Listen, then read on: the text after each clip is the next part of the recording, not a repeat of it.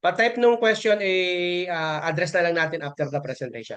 So compensation benchmarking, job evaluation, and market analysis are critical processes in advanced human resource management that ensure compensation systems are competitive, equitable, and aligned with organizational goals. In the public sector, these practices help agency balance internal equity with external competitiveness while complying with laws, budgetary limits, and public accountability standards. Through systematically assessing job roles and comparing compensation with relevant labor markets, our government organizations can make informed, defensible decisions about pay, structures, and incentives. This topic provides the foundation for understanding how data-driven approaches support fair compensation planning. It highlights the importance of evaluating the relative value of jobs, analyzing labor market trends, and using benchmark to attract and retain qualified talent without compromising transparency and fiscal responsibility. This concept prepare administrators to design compensation systems that are both sustainable and responsive to workforce needs. And to give us more details about the topic, let us all welcome our presenter. Go ahead, sir. Sir, good morning to all yan, sir. For my next topic, sir, I'll be presenting compensation, benchmarking, job evaluation, and market analysis. For my scope of my presentation as shown,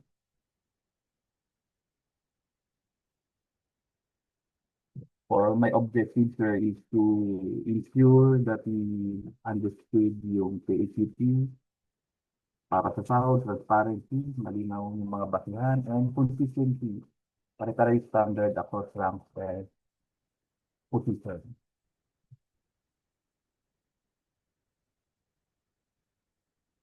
So for a little introduction, sir, yung compensation benchmarking at market analysis is very essential in a certain organization as a management tool. Lalo ito, this is ginagamit lalo sa government. So, ang goal nito is masigurado na fair, competitive, and compliant yung mga organizations sa mga policies. So, to start here, I'll be focusing on the compensation benchmarking. So, a little overview, sir. It is refers to the comparison of salary grades, allowance, and benefits with similar position across government agencies and approved labor market. So, bakit ito importante? So, una, standardization. Hindi pwede yung pare-pare position pero magkakaibang treatment. Pangalawa, yung recruitment and retention. Kung masyadong mababa yung compensation, mahirap mag-hire at mas madaling mag-resign. Then pangatlo is budget control. Tinitigilan nito yung underpayment at overpayment with the approval of budget limits. So sa government setting, mahalaga ito dahil bawat ito ay katapat is public accountability. So for market analysis,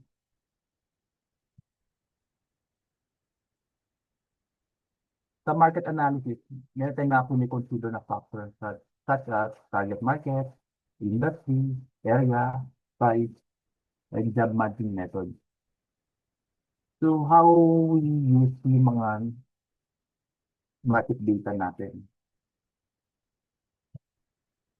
First is, we use market data is to identify yung compensation gaps, lalo na sa mission critical roles.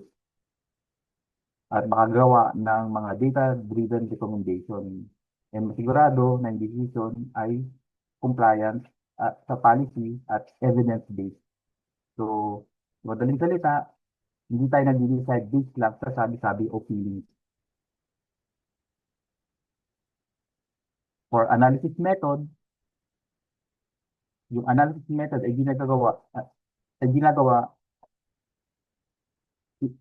in terms of review ng salary grades and allowances, identification of discrepancies and outliers, and validation laban sa approved compensation framework. Ibig sabihin, bawat adjustment ay may basihan at dokumentasyon. Next is job evaluation. Yung job evaluation is nagsisigurado tayo ng equal pay for personal performing similar duties. No regular internal reviews at equity assessment para sa maiwasan yung pay imbalances at masigurado yung fairness sa loob ng isang organization. So, how are they correlated? Yung binanggit ko kanina about job evaluation, market analysis, and compensation. How are they correlated? So first, yung job evaluation is sinusukat yung internal value ng trabaho. Plus market analysis, sinuset yung internal competitiveness. Then compensation benchmarking is inaalign yung sahod. Pag pinagsama-sama natin, nabubuo yung equal, fair, and competitive salary.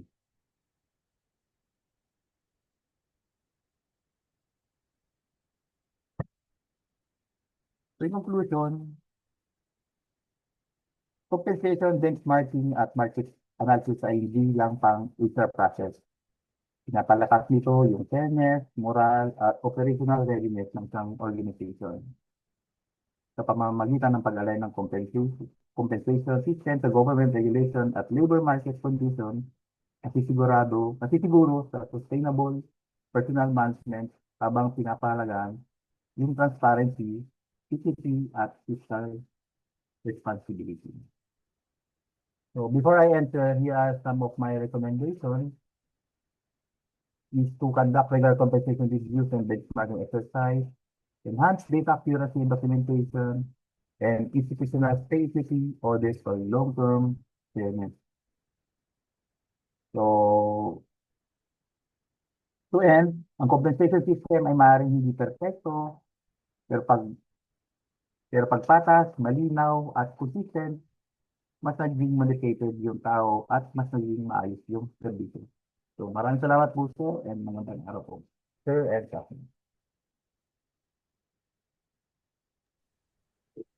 Thank you so much. No? Again, compensation benchmarking, job evaluation, and market analysis work together to create rational and fair pay system in public agencies. Job evaluation determines the internal worth of positions based on factors such as complexity, responsibility, and required competencies, while benchmarking and market analysis compare compensation levels with similar rules in other agencies or sectors. When properly applied, this process support pay equity, reduce disputes, and strengthen employee confidence in HR decisions. A practical example is a government agency reviewing compensation for IT professional as experiences high turnover. Through job evaluation, human resource confirms that the role requires advanced technical skills and carries high operational risk. Market analysis then shows that comparable roles in other government units in the private sector offer higher compensation. Using benchmarking data, so the agency proposes salary adjustment or non-monetary incentives such as training opportunities and performance bonuses to remain competitive while staying within regulatory limits. Best practices include using standardized and objective job evaluation methods to ensure consistency and fairness. Now, agencies should rely on credible and updated market data when conducting benchmarking and analysis. Regular reviews of compensation structures help organizations respond to labor market changes and workforce demands. Maintaining transparency in methodology and decision-making build trust among employees. Integrating these practices with budget, planning, and performance management system ensures sustainability, accountability, and aligning with public service objectives. Okay, so thank you.